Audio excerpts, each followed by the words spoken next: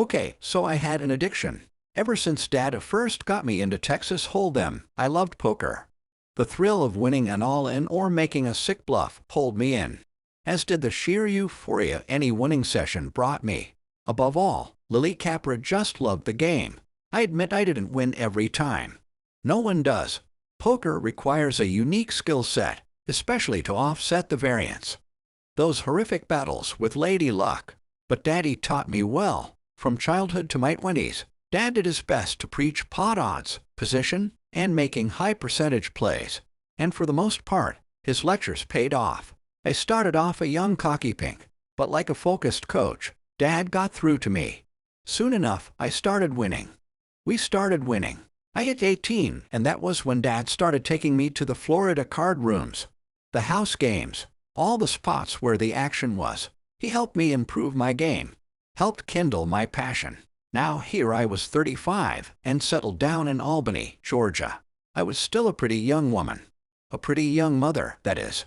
My short brown hair matched my dark eyes. Eyes that were considered striking until some glasses disguised them on the felt. And with an athletic frame, you'd never guess I had 3 kids. Suddenly, my dad passed a few years back, but his poker legacy lived on in me. In Lucky Lily. The only problem now was finding the time to make that 40-minute drive to our local card room on River Road. Not an easy task with the kids. I'd still go out when I could. My husband Harold knew I wasn't shopping or out clubbing with the girls. He knew I was playing some F*** cards.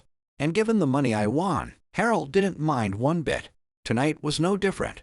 The exciting urge hit me early in the evening. Harold was watching a ball game with the kids, so I had cover for what would be this week's journey down River Road. I kissed the fam goodbye, and then I took off for my addiction. Cold November rain ambushed me. My body shivered not from an obvious stell, but from the 40-degree weather. In my Toyota, the routine route took me down long country roads. Lonely roads by day that were isolated by night. Just thinking of poker further fueled my buzz, my excitement. I already heard a new player was gonna be there at night. Then again, rainy nights like this usually brought out the easy money. Fresh fish ready to get hooked by us poker eggs, especially at the place I went to. You throw in a pretty girl like me, and I was gonna slaughter them. Behind the wheel, I stole a glance at the radio clock. 7:30. Not even 8, and it was already pitch black outside. Deep woods surrounded me. My car like an isolated boat drifting down a cryptic ocean. Bruce Springsteen on the radio, my only company. River Road ran well over 30 miles. But my heavy foot got me closer and closer to the card room. The middle of nowhere on the middle of a Wednesday night usually meant no cops. Hell, it usually meant no sign of life save for the fish and whales at the poker game. Particularly the fresh blood that was waiting on me. I just had to get there in time. Winning cash was tough enough against us vets. We needed those hopeless noobs and shit players. One of many rules Daddy taught me long ago. The steady rain increased. Even with the heat going full blast, I cringed from the cold. The 2-lane blacktop was far from any interstate. There were no gas stations or roadside barbecue stands. Not even a house, or at least none that looked inhabitable. Same with the ugly trailer parks and even uglier backwoods churches I kept parsing. Can't start a fire. I sang along with the boss. You can start a fire without a spark. Then a beam of light blinded me.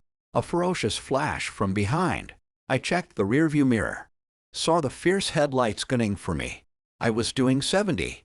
And whatever beast was creeping on me looked to be doing well over that. What the F***ck? I muttered.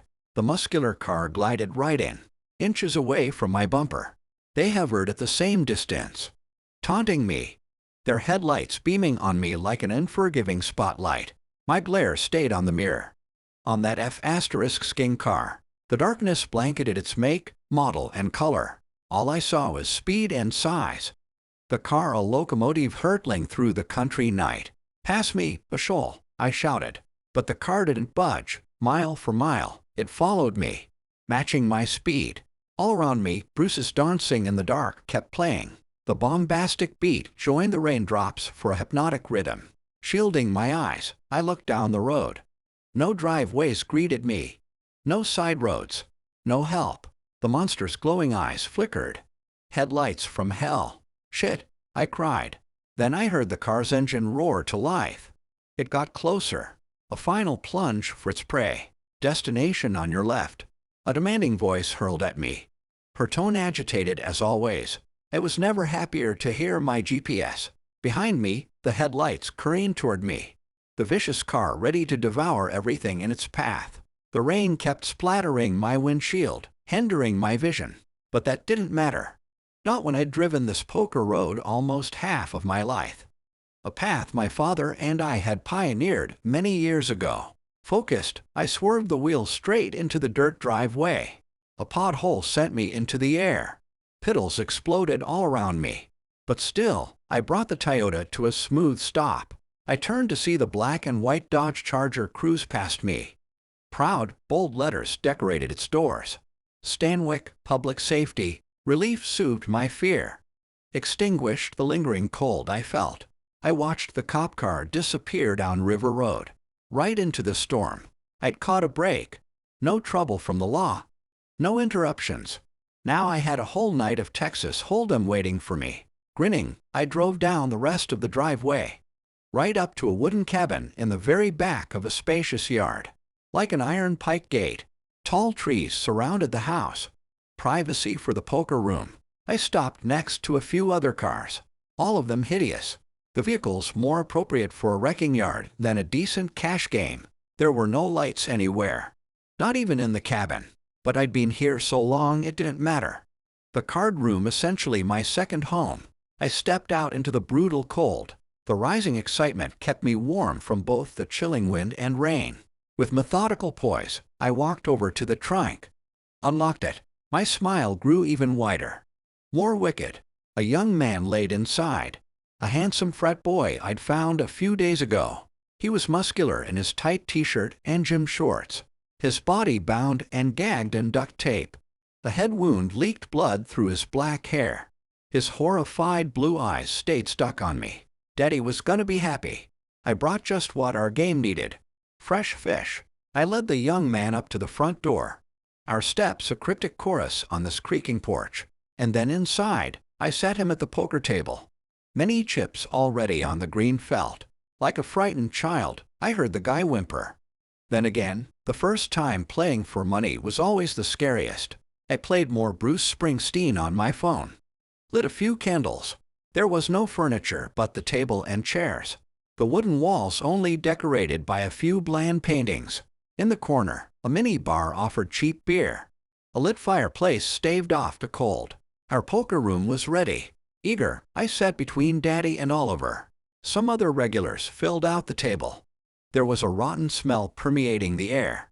Then again, most poker players had shit hygiene. By now, the blood had dried on our deck of cards. The red stains covering the felt no longer sticky. Smiling, I scanned the scene. Daddy was still in decay. His flesh a crumbling paleness. Mushy skin besides his beautiful eyes. Oliver's slit throat remained vivid. Black and blood soaked through his clothes. He'd only been in this poker hideaway a few weeks now, so his body was far from rotten. The other players also had their flaws. Terrifying tells in the form of dissections, decomposition, or severed limbs. But still, we had a game. That was the main thing. Our poker room was back in business. I took out the young man's wallet. Read his driver's license. "All right, Sean," I said. Nervous, the young man kept trembling in his seat. Always the telltale signs of a new live player. He didn't have a chance. I retrieved his money. All the Benjamins. I looked over at Dad. "He's in for 400. I announced as if I were an experienced card dealer. With glee, I tossed the cash onto the felt. Flashed the fish a cold stare. Further making Sean quiver. He the sacrificial lamb to us South Georgia grinders. My intense eyes now matched the fireplace's flames. "Shuffle up and deal," I yelled.